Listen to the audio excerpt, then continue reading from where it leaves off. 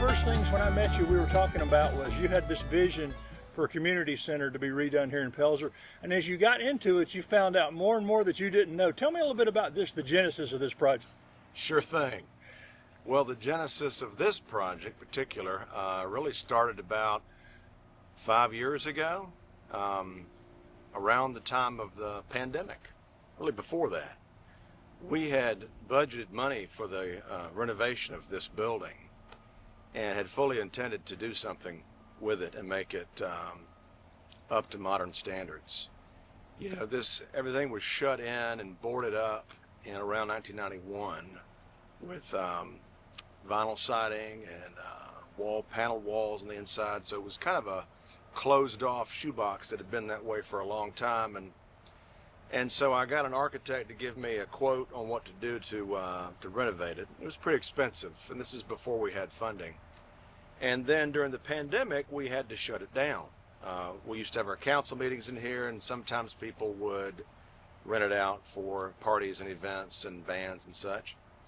And so while it was shut down during COVID, the pandemic, we started looking in there, and we tried to get a PARD grant to update the HVAC system.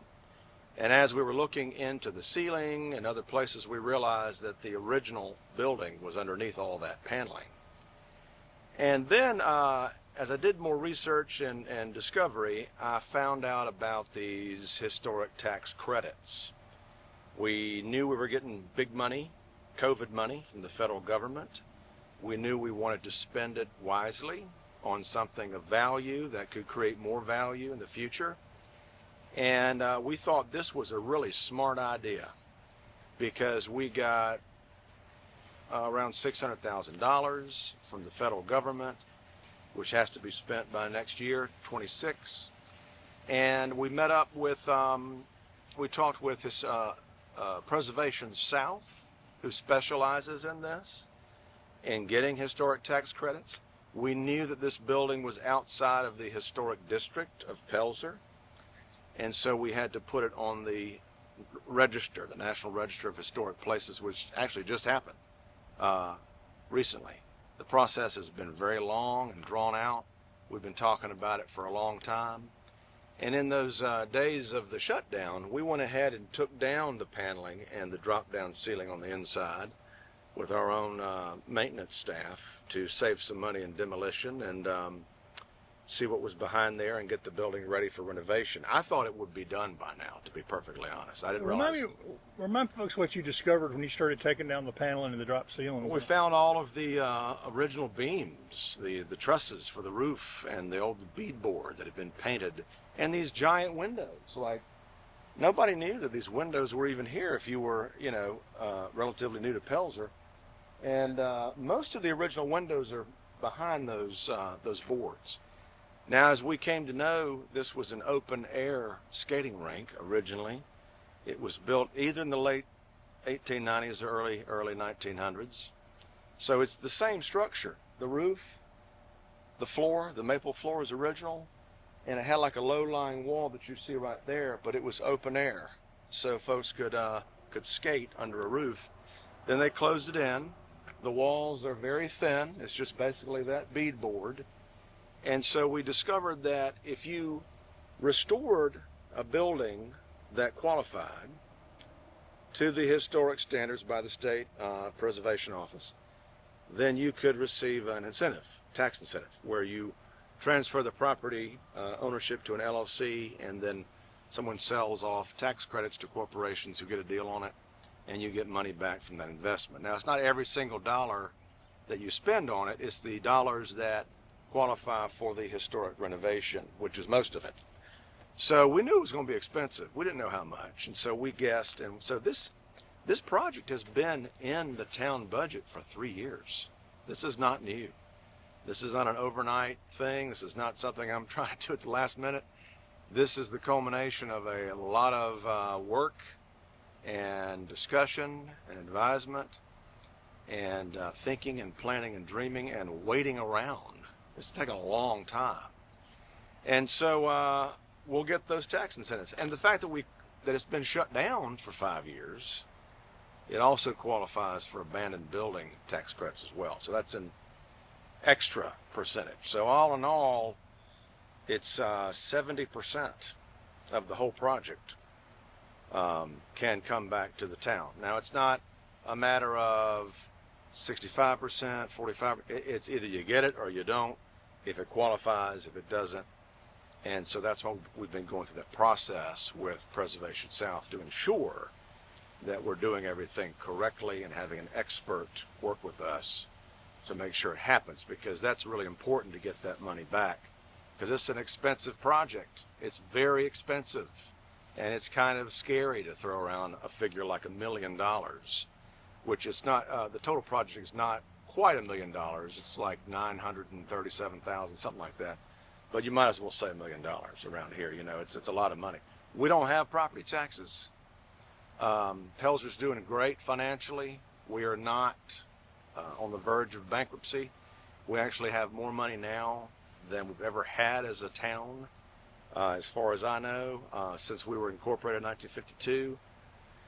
And so we're not on the verge of financial ruin, nothing like that. So we're in great shape. We did a lot of smart things. We sold our water and sewer system. We're getting a complete upgrade. All these streets are being torn up right now, getting a brand new water system. And the residents don't have to pay for it. And they're getting better service, better water, brand new infrastructure for all of the new construction coming in. And that was a very smart deal. And selling the permanent easement to the the cell tower over there, that was a lot of money that came in. And so we've had these smart moves on behalf of the town, and now we're taking that money. Most of it is from the federal government, one time, putting it into this. And once it's done, in about 2 years, we will get 70% back of the historic renovation part of this building, which is a lot of money. Well, and this will generate revenue too for the Yes, town, sir. right? Yes, sir. You know, some folks thought, oh, by shutting down the community building, you're missing out on revenue. Not exactly true, because we shifted the focus to the gym. So folks who rented this area, this building, have rented the gym, the lobby and the gym itself. So that has replaced the revenue stream that used to come in here. And it wasn't a lot. We're talking less than, if I remember correctly, like less than $10,000 a year. But once this is restored, it will be a unique, one-of-a-kind historic building, a very large room. To the left, we're adding a kitchen and storage and ADA accessible restrooms. It will look like it's part of the rest of the building. There used to be a kitchen over there. And in the future, if they want to add more amenities to that kitchen and make it a fully functioning kitchen, they absolutely can. But for now, it's a simple, like, warming kitchen, a staging kitchen, because we don't anticipate this being like a restaurant commercial grade kitchen with an expensive hood and all that jazz. But be a great place for parties and events and bands and whatever you want. Big old room, big open windows, a beautiful space, and restoring it to its original colors of cream and dark green. And so yeah, So the potential we would can be make some money substantial on revenue. this. I mean, yeah, if you do it right. If you do it right, you can make some serious money on this place. And as mayor for the past 6 years, I have tried to find additional sources of revenue, because we don't have town property taxes and aren't allowed to because of Act 388. So this is one of them.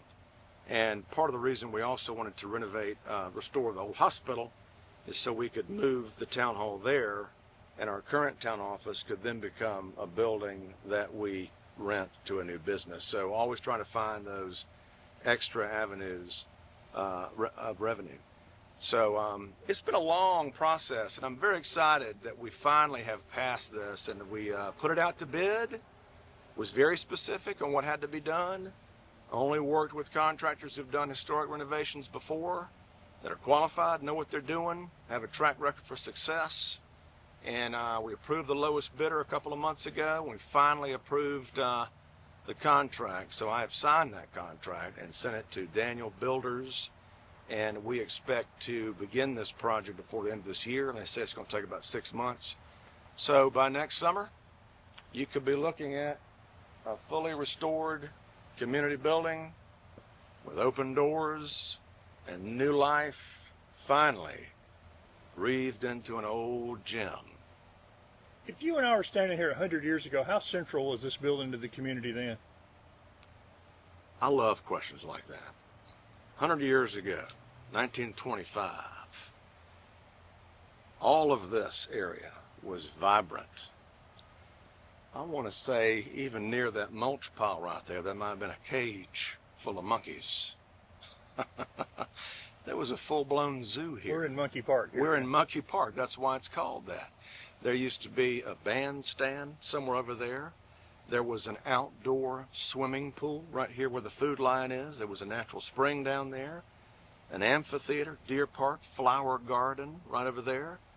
This place was alive with people and activities. And right across Highway 20, the ball fields, they were there in 1925. I have a map that shows it.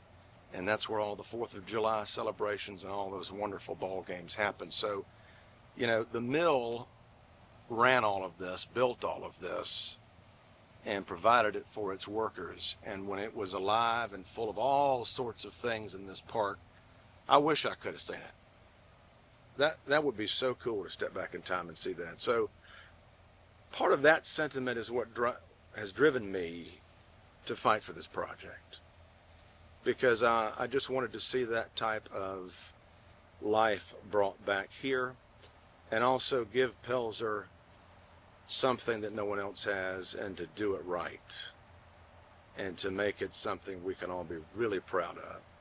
We have felt passed over and ignored and dismissed in Pelzer for a long time, but those days will be over soon. It's going to take a lot longer than I thought, our rebirth, but it is happening. We are in the middle of that rebirth, and I am thankful to have been a part of this. I'm proud of this project and what it will do for Pelzer in the future. And any of the folks who are concerned and hesitant or even naysaying about this, it's going to be all right.